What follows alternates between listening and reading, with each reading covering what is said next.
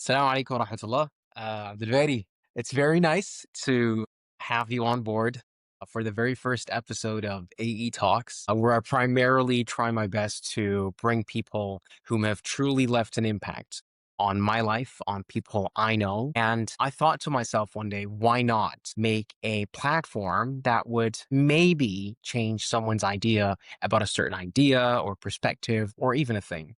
So to me, it was very important to make sure I have the good picks, and I couldn't find any better pick to start with than your very good self. I'm very happy and very honored, to be honest, to have you on board, and can't wait to unravel and unpack the idea behind lightening the burden. And as everyone can tell, lightening the burden is the topic that Abdelbari chose for several reasons. And that's what truly drove my curiosity towards how can a person who lived in an Arab, Western, and even Eastern world unpack lightening the burden? And how does that perspective change from a person who may have not been to all of these places and met all of these people? So I'm quite sure there will be a lesson or two at least to take away.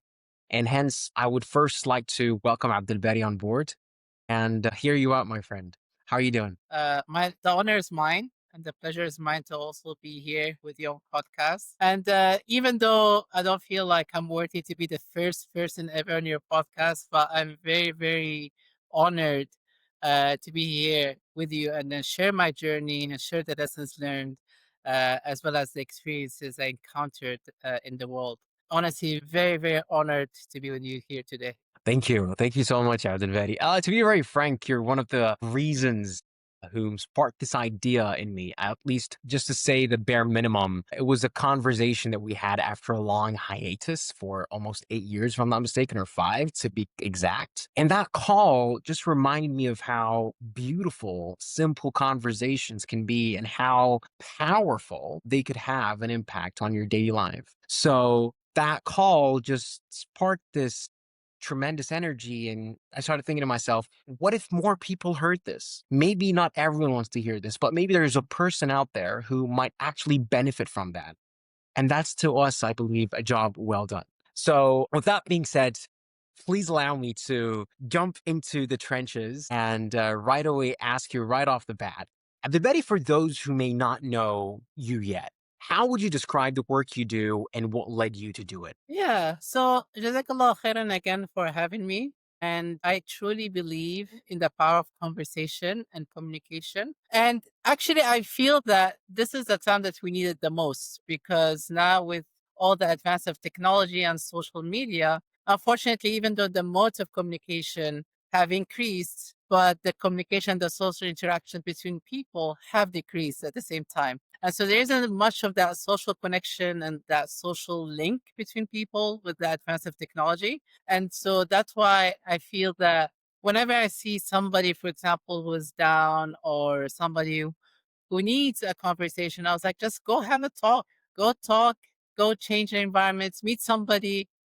And so, yes, Jazakallah khairan, I truly believe in the power of having such conversations and how one conversation can have an impact on people. And I've witnessed that firsthand. And so, just to kind of answer your question, kind of my life has been a lot of adventures and going on roller coasters across. And so, what sparked this work actually has been my personal story and my personal journey. And so, what do I mean by that? Alhamdulillah, I feel like Allah subhanahu wa ta'ala has blessed me with the blessing of being able to travel and live and experience different cultures and different people.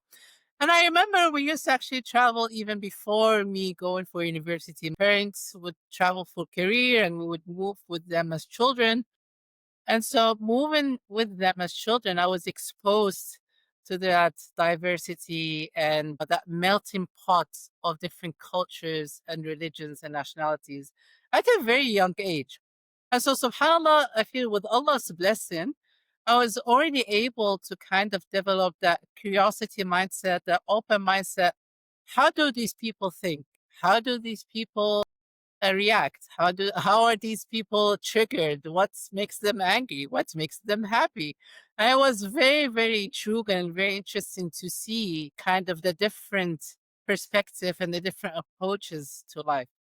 And so moving from Morocco to Dubai to Canada, again to Dubai, and we moved with parents, but also since then, I've really enjoyed that exposure. And so going to university and afterwards has been a personal decision of trying to expand my horizon and try to expand kind of my mindset to different types of experiences. So Alhamdulillah, I had the pleasure to go to Malaysia for university, where I had the pleasure to meet you and a lot of great people and friends over there, and really get exposed to the East Asian culture. Then I worked in West Africa. I went to the UK for my master's, and here I'm in the US for my career. So Alhamdulillah, I'm very, very grateful to Allah subhanahu wa ta'ala for these blessings. And what really sparked kind of my motivation, well, first of all, the international aspect and the openness have really motivated me to pursue a career in international development and humanitarian work, because I was like, having seen all of these different types of cultures and experiences, I wanted to give back, but at the same time, give back on a global scale. On the other hand, subhanAllah, this is the topic of today, is actually traveling across these different countries and seeing the different people from different backgrounds and religion and races, even though we're uniquely different, but we're also uniquely the same. And what do I mean by that? We're uniquely the same, that there is no such person that has a perfect life, that people have challenges in their day-to-day lives, be it relationships, be it money, be it status, be it security. So we all have our day-to-day challenges. We all have something that's really bugs us. We all have these kind of contexts that we're living on a day-to-day basis. And so regardless of if you're coming from Malaysia or you're coming from the US, you have these challenges. Also, what I noticed is actually people are carrying way too much in these day-to-day challenges than what they should. And what do I mean by that? Is that Allah subhanahu wa ta'ala created us and made it very clear to us what are our roles, our responsibilities, but also He made it clear to us what He is and His names and His attributes and His involvement in our life. Many times, people actually pick up way too much challenges than they should, as in things that Allah subhanahu wa ta'ala did not ask them to carry, and they still carry it. For example, the responsibility of provision. For example, the responsibility of taking care of family in terms of like making sure they have enough money and stuff like that. And so a lot of the people that I notice in my travel are actually taking way too much than they should. The other thing that I noticed is that across the different countries, our generation specifically, they've been always eager to improve themselves. They're always eager to be the best versions of themselves, but they just don't know where. They just don't know how to kind of navigate their mental well-being and their well-being in general within the spaces they are, because we're kind of, our generation, I feel like, are in between, where we still have our parents and grandparents who have certain cultural aspects or stigmas, but at the same time we want to be free of that, but we don't know where. And so we're like in between trying to navigate that. And that's how this passion of really seeing this challenge across came about, to kind of help them through that and help them navigate through that journey. You've answered almost like two or three of my questions right off top of the feet right here. I mean, one of the most important things that you said to me is the word well-being. And from what you know about me, I'm quite fond of this topic, and I've spent the better part of my career in mental well-being, mental health. I've been a proponent, I've been an activist. I try to the best of my ability to put this on top of every pedestal I get my hands on. And the reason is because it's very underly spoken about, and it sometimes turns into a taboo. not really as how it was back in the days in different generations, but still, it's not the best topic to talk about. Specifically, and this is where I want your 2 cents in. As a person who went across the Arab world, the Muslim world, the Western cultures, how has that shaped your understanding of human well-being? Yeah, How's that changed that? I'm very glad that you asked that question because actually, just to continue on that, the challenge that I noticed, especially amongst young Muslim men, is that they're trying to better themselves. They're trying to develop their mental well being. But as you mentioned, they have that challenge of cultural taboo or stigma still there from their families and friends. And also, they don't really subscribe to the Western psychological perspective and therapy. And so, unfortunately, what I noticed, and I'm talking here not theoretically, I'm talking here on a personal relationship to relationship that I've been with. So, like my friends, like the common friends we have in Malaysia, the friends I have in Morocco, in West Africa, even here in the US, the challenge is that a lot of the young Muslim men are stuck. And they're stuck because they still try to improve themselves, but they have that baggage, if I may call it. But they also don't subscribe to the kind of promoted Western psychological field. And so generally they have two extremes. And I've not only heard this from my friends directly, but I also witnessed it myself. The one extreme where you have, for example, the imams and the shuyukhs who have no knowledge about the psychological field whatsoever. They say, like you're having depression, you're having mental well-being challenges, you're suffering from anxiety. Just read Quran, do the Go prayer, and pray that's to Rak'ah. exactly. And please don't get me wrong. Like I don't underestimate the importance of prayers and spirituality. We Definitely. preach in this program is that the spirituality is the biggest room, but it's not the only room. And so that's Yes, there you go. very important to say. And the other extreme, unfortunately, of the Western psychology, which has a lot of great tools, but the issue that it has, it takes God out of the equation in totality. And that is wrong Mhm. because you cannot have a balanced person, a person who is in his well being, as we say, without the help of God and without the help of Allah subhanahu wa ta'ala. And so these experiences around the Arab and the Muslim and the Western cultures has really shaped our perspective that all of them has these kind of challenges and weaknesses in their view around this field, but there hasn't been a holistic approach where you base Islam as the foundation of our psychological understanding, but at the same time using the tools to help best serve our young Muslim men in our ummah. Amazing. Abdelbari, let me stop you here if I may, please. I want something practical. As a person watching this episode, I'm sitting down. Yeah, great. Okay, guys, amazing. Number one, I cannot take Allah subhanahu wa ta'ala completely or in totality out of the equation.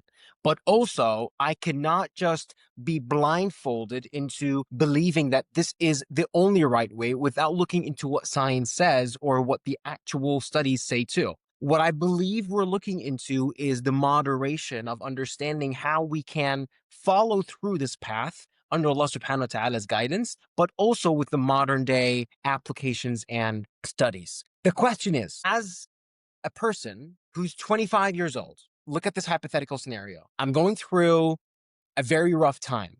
I'm going through a time where social media is at its peak, is at its prime. Everyone's posting, everyone's sharing, everyone's doing their likes and their love buttons and what have you. Dopamine's over the roof, and I'm not getting any of this cake. Plus, I feel like I am sabotaged from my real self because I'm trying to fake who I am just to fit in. How will the equation that you're talking about fit and give something practical to this human being so that they can take away from this episode? Practical. Yeah, subhanAllah, the practicality of this understanding is amazing. How this works is generally by young Muslim men like you, where they have certain insights that challenge their own thinking. Sometimes you only are an insight away to become a better version of yourself. And what do I mean by that? A lot of the times, as I said, when we negate the spirituality approach of it, we're negating the most important part of how to practically deal with our today lives. And so, for example, the young Muslim men, when they, as you said, they're challenged with these dopamine addictions, they're challenged with this technological use, they're challenged with kind of societal expectations, they're missing the most important equation. And that is the focus of Allah subhanahu wa ta'ala and really having Allah subhanahu wa ta'ala in the core of their heart. The challenge that they have actually is that, we have this part of our hearts that's called the loop, and that is the most central inner part of our heart that is only supposed to be attached to Allah subhanahu wa ta'ala. And so the challenge that they have is they have competing priorities in that, and they're subconsciously not aware of that. So for some of them, chasing money is at that core loop. For some of them, chasing positions is at their core loop. But when you reflect back and have that insight, actually, it's only Allah subhanahu wa ta'ala who's supposed to be at that core loop. Only then, and mark my words, only then can they have healthy attachments about everything else. You see, let me add on top of that. So I'm still impersonating that 25-year-old. I love it. And this talk is meant to be bold and honest. So I'm going to be saying the following. Yes, we've been told that if we put Allah subhanahu wa ta'ala at the core of everything we do and we do proper tawakkul, everything will fall into place exactly as they should be. Great. I love money. Of course, I'm going to chase money. Of course, I want a better position. Of course, I want the fame. Of course, I want the better body. Of course, I want the good looking, blah, blah, blah, and so on and so forth, right? I care for them. I love them. I work very hard for them. In fact, I sleep, dream, wake up revolving around these core concepts. But I still love Allah subhanahu wa ta'ala. I try to pray and I'm fighting my shaitan. I'm fighting whoever it is that I am talking about, moving on forward with life. But how do you materialize, or when do you know that Allah subhanahu wa ta'ala is at the core of your heart and not competing with any of the money aspect or the fame aspect or the so on and so forth? How do you know that? How do you crystallize it? I'm glad you asked that question because actually, just to add to that, is that it's not supposed that we're not loving these things, but we love these things in a healthy way. And the last part is Uh-huh. our ultimate attachment. So I'm not saying don't love money. I'm not saying don't love position. You can love all these things, but loving them in a healthy way. And you will only love them in a healthy way once Allah subhanahu wa ta'ala is at that loop at the core of your heart. Now, to your question, how do you know that? That's a very good question. You know that by some questions, actually, by promoting yourself Okay. with some questions. What notice in your day, what makes you think most of the time throughout the day? One question. Another question. What makes you cry? Another question. What makes you angry? Another question. What do you love most? Honestly speaking. I mean, we all would love to say, oh, we love Allah the most, but what you really love most? And what you love most is what you think about the most. Like, can you imagine Eddie, somebody? I'll stop you again. Great. I'm going to answer these questions, impersonating the person again, the 25-year-old, right? Because I believe that's what, inshallah, will resonate with a lot of people. To be very honest, bluntly, none of it was related to Allah subhanahu wa ta'ala. But I still love Allah subhanahu wa ta'ala and I care about him. And I want him at the core of my life. But what makes me angry is, for instance, if I get humiliated in the office. And what keeps me thinking every day is, how am I going to build as much wealth as possible in order to save a very nice future for my family? But what gets me crying is if I get laid off from my job or if I lose the next partnership. How would we deal with that? So with these kind of questions, well, actually, that's a good start because if you honestly answer these questions and none of them with Allah subhanahu wa ta'ala, I feel like that's already 50% of the way. Because a lot of the people don't even know that. You know what I mean? I feel like awareness is a major part of this change and this understanding. Once you know that, that's where, with this understanding that I'm preaching, that's where the insights that come from Allah subhanahu wa ta'ala from His Quran and Hadith, that's where we should really internalize it. So, for example, when some people have, for example, the fear of losing relationships and their status, right? If Hmm. you think about just a hadith, I'm not even talking about going, reading the whole Quran and reading the whole hadith. If you know that hadith, that if the whole nation, this world, was going to benefit you, it will not benefit you unless with the permission of Allah subhanahu wa ta'ala. And vice versa, if this whole nation of the world was gonna harm you, it will not harm you except with the permission of Allah subhanahu wa ta'ala. So that person who really craves relationships and fears losing relationships, once they truly internalize that insight from that hadith, they no longer have that fear because they know at the end of the day that any relationship is also a form of risk and is also a form of provision from Allah subhanahu wa ta'ala. And so by being aware and being open to the insights that comes from Allah subhanahu wa ta'ala, and this could be through the Quran, this could be through hadith, this could be from a khutbah, this could be from a YouTube that you see. And so by being open to these insights, Allah subhanahu wa ta'ala will automatically give you these insights to help you detach yourself from these kind of attachments. Now, there could be instances where human beings were very stubborn. Sometimes we get so much attached to these attachments that Allah subhanahu wa ta'ala makes us go through tough experiences to teach us how to be detached from these things, whether it's a breakup, whether it's losing a job, whether it's losing money. And so, subhanAllah, if we don't have that insight yet and we don't detach ourselves from it, Allah subhanahu wa ta'ala is so merciful that sometimes He has to make us go through extreme cases to learn that lesson. But I feel like once you have that awareness of your attachment and once you're really open, sincerely open, because people say like I'm open to insight, but they're actually just faking it, but like sincerely open to these insights, Allah subhanahu wa ta'ala will help you in the journey of gaining more and more insights to be detached from all these things. Abdelbari, thank you. Wallahi, I believe the last part specifically resonated with me personally too, is clarity. I could sum up your word in clarity, being clear to yourself. And it's fine not to be fine. And it's fine to realize that you're attached to probably the wrong things at the wrong measurements. And I loved the fact that you said it's not about unloving or letting go of matters that you care about here in the dunya, but also focusing very much on the fact that Allah subhanahu wa ta'ala takes the bigger portion and take care of the rest of the things. وَلَا تَنْسَ نَصِيبَكَ مِنَ الدُّنْيا, right? Please and do not forget your portion from the dunya. It's also said in the Quran. So, but أحسن كما أحسن الله إليك, right?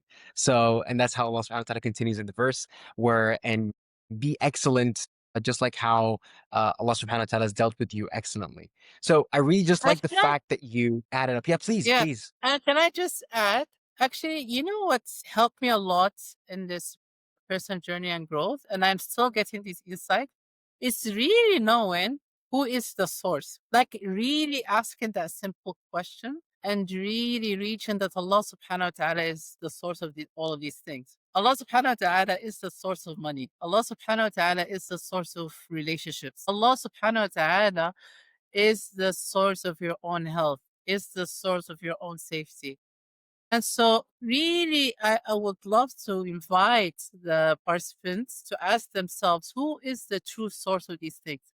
Because unfortunately, many of us could fall into what they call it a shirk al khafi, the hidden shirk.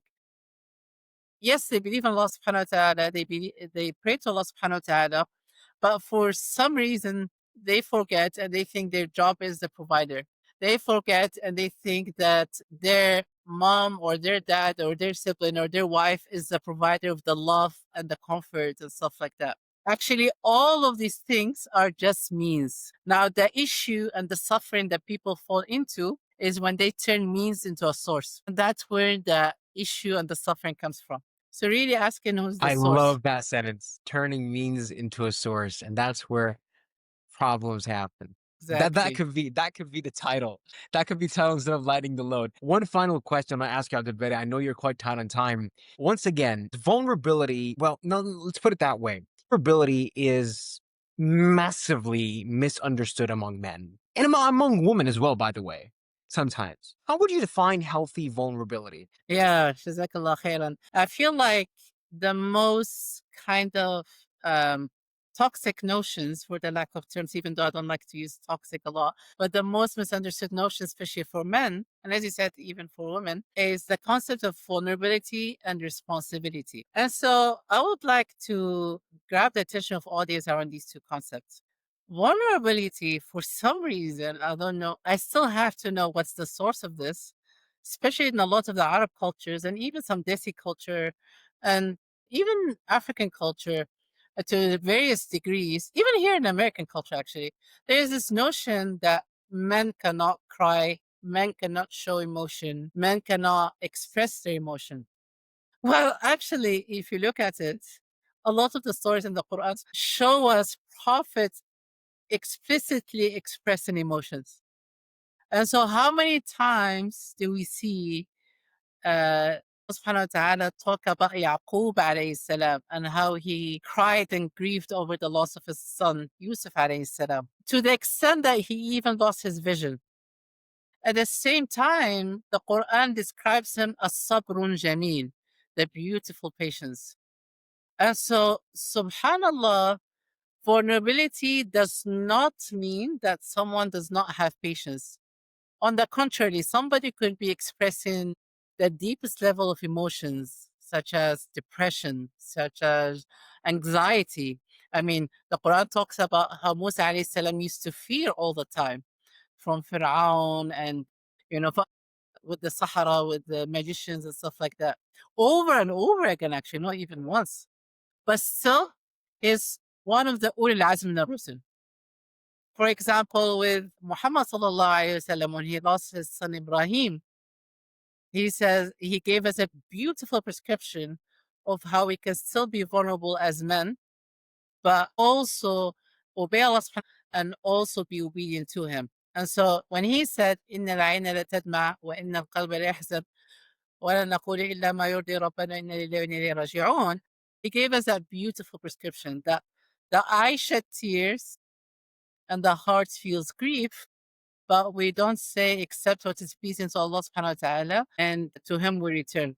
أو كما قال الرسول صلى الله عليه وسلم. And so that should teach us, and there are multiple other stories, but that should teach us that actually, especially for us young Muslim men, being vulnerable actually means strength and it's not a weakness. Because if it was a weakness, the greatest of the prophets would have not expressed these emotions. And being vulnerable does not mean that you don't have patience. You could have the highest levels of patience. You could have the beautiful patience, such as Yaqub alayhi salam, but still lose your sight because of your grief of your son. And so I feel like we need to destroy that notion that men should be hardened enough and should be tough and should show that toughness in order for them to be seen as strong. But also in terms of responsibility. Now, a lot of not just young Muslim men, but a lot of men, and I noticed this across cultures, not only the Muslim culture, but we, for some reason, have a worse in a way, is that being responsible meaning taking the burden of providing for yourself and especially for people who get married and kind of just taking that burden and you have to figure it on your own. Actually, and I know for we have this, especially as young Muslim men, we have this weird kind of excitement about being fully independent and not relying on somebody and being the provider and stuff like that. Well, actually, Allah subhanahu wa ta'ala, if you look at it in the Quran, He has never asked us to take on the burden to figure out our lives on our own. I mean, there is not even a single verse. Actually, on the contrary, we see so many verses where the greatest of prophets asked Allah for help. Musa alayhi salam was one of the greatest five prophets, ulul azm min al-rusul. When he went to Midian, he said, رَبِّ إِنِّي بِمَا أَنزَلْتَ إِلَيَّ مِنْ خَيْرٍ فَقِيرٌ. Allah, whatever goodness you have bestowed in me, I'm poor. And he literally had nothing. He went from royal VIP high class status to nothing in the desert of Madian. And yet he didn't say, "Oh, I need to figure this out on my own. I'm strong and I need to kind of just figure it out." He asked Allah subhanahu wa ta'ala immediately for help. And so, independence and responsibility does not mean that you have to figure out life on your own. It means you return to Allah subhanahu wa ta'ala, you ask him for help. Let me just you ask him Mm, for help and for support, and then you navigate life. And it also doesn't mean you refuse help from anybody. I mean, it doesn't mean us, okay, somebody, let's say your parents or your wife or your in-laws or your friends offer their support. Doesn't mean like, okay, I'm gonna be independent, I'm gonna close you off, guys, I don't need your help. No. Because actually, if you think about it, Allah subhanahu wa ta'ala could have sent them to you as a means, as a provision.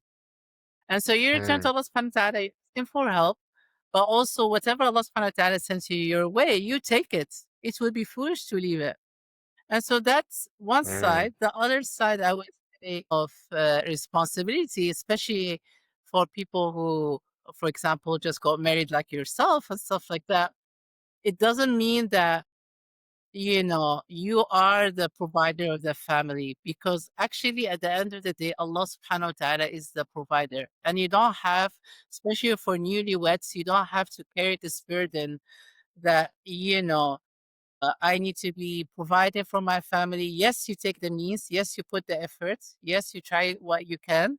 But at the end of the day, the provision comes from Allah subhanahu wa ta'ala. And I feel like, these simple insights could be transformational to young Muslim men. I don't know what to comment on exactly, but there's like a lot to take in. I would need to revise a lot of these points again. However, I like how you subtly lightened the load, as they say, when it comes to provision. It's like the conversation of the century: provision, provision, provision. Where exactly do we get it, and how do you ask Allah Subhanahu wa Taala for it? And are you really, really a believer that the source is coming from Him? The point regarding vulnerability in men and being healthy from a vulnerable perspective was quite profound, because we've been raised that men are strong, men don't break, men don't cry, men don't, and so on and so forth, right? And if you don't, you're not manly enough, or you do not belong to manhood. And all these crazy labels and frames that we put men in have nothing but have been doing nothing for generations, in my perspective, but pressure them, but feed the agenda of pressuring men that they should be doing, they must be having, they blah, blah, blah, blah, right? But the way you put it is, no, I am just a sebab, or I am a reason, but the provider is Allah subhanahu wa ta'ala. Yes, that doesn't mean that you do tawakkul, or you do not take with the asbab, you do not take with the means, you don't fight for what you want, you don't have sleepless nights, you don't have a dream. That's all recommendable and apprehendable. Because a lot of youth would find it the other way around, since everything's written already and everything's already on top, and I'm just doing tawakkul or relying on Allah subhanahu wa ta'ala, then I guess things are going to move on great. This just reminds me of the beautiful conversations we usually have at today. It's And really then why, can I just uh, yeah. sorry, I thought you finished, but can I just add also, when you ask yourself that question, am I taking something that Allah subhanahu wa ta'ala did not ask me to take? That's when you can start to break free of these kind of societal expectations, cultural norms. Because Mm, when you ask a question, my burden myself, that Allah subhanahu wa ta'ala did not ask me to burden, then why are you carrying that burden? You know what I mean? So let's say, for example, the pressure that men get. And I heard that myself from even my extended family. They were like, "Oh, when I would cry sometimes, they would say, 'Oh, don't cry, you're a man.'" When I at a very young age. As a person, am I supposed to take that comment and take that as a pressure and burden that on myself that Allah subhanahu wa ta'ala did not ask me to burden myself with? No. It's at the end of the mm, day, we choose as well whether we're gonna take that pressure and burden or not. And that's what I really try to kind of preach and try to share with young men, that we don't have to take the burdens that whoever other than Allah subhanahu wa ta'ala put them on us. And actually, the quote unquote, because they're not burdens, but quote unquote, the burdens that Allah subhanahu wa ta'ala do put on us, actually from Him. Allah subhanahu wa ta'ala says in the Quran, لا يكلف الله نفسا إلا وسعها. Allah subhanahu wa ta'ala does not burden a soul beyond what it can bear. So anything that Allah subhanahu wa ta'ala actually puts on us is not a burden. And so if you're feeling that agitated, you're feeling that irritated, know that you're actually putting a burden on yourself that Allah subhanahu wa ta'ala did not ask you to put on yourself. And if Allah subhanahu wa ta'ala did give you a test or a challenge or something, then know that you are supposed to not only go through it, but succeed and excel in it. Wow. I'm gonna wrap it up here with this. I don't think we can get a better conclusion than the conclusion you just shared with us, Ya Abdelbari. I would say thank you so much from the bottom of my heart. And before we wrap it up, I would truly recommend that every person watching me or following my work to follow Abdelbari for various reasons. Abdelbari also has his own initiative. And I would leave Abdelbari, if you may please have a minute to explain about your initiative and how people can benefit from it. That would be really, really, really amazing. Yeah, sure. Jazakallah khairan. So, yes, as Abdurrahman said, Alhamdulillah, I have a program. It's called Helping Minds, Mending Hearts, where we do deep dive and kind of uncover these deep insights and topics on how to promote a healthy, balanced well being lifestyle for young Muslim men. So I have a 3-month program. We do it on a weekly basis, plus provide personal coaching where we really uncover topics such as the importance of Tawheed and the attachment to Allah subhanahu wa ta'ala and the impact on healthy attachment to everything else, on the power of thoughts and how thoughts do shape our experiences, on things such as the importance of environment in our day-to-day lives, on topics such as how to redefine again emotions and patience and how to let go of these toxic notions that we were taught from society and culture around emotions and patience and take on the healthier concept. So these are some examples of the topics that we cover. Alhamdulillah, provided in Arabic and English. And then, so actually we just launched the second cohort recruitment today, and the early bird ends December 31st, 2025, so the last day of the year. And inshallah, the website will have Abdurrahman share it, inshallah. We have the Instagram page. It's called Abdelbari heartfulhealing.com, abdelbariheartfulhealing.com.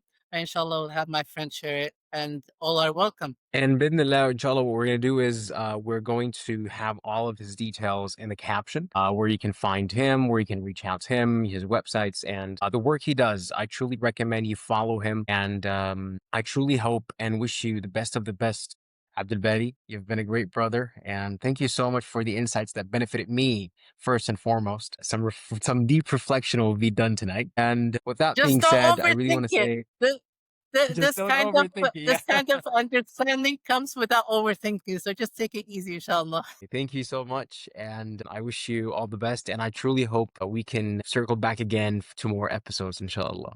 The honor was mine. Thank you so much for hosting me, and thank you for having me as your first guest. And really looking forward to seeing how your work progresses and what the amazing things that you're doing, mashallah. Thank you. Thank you so much. Yalla. Assalamu alaikum.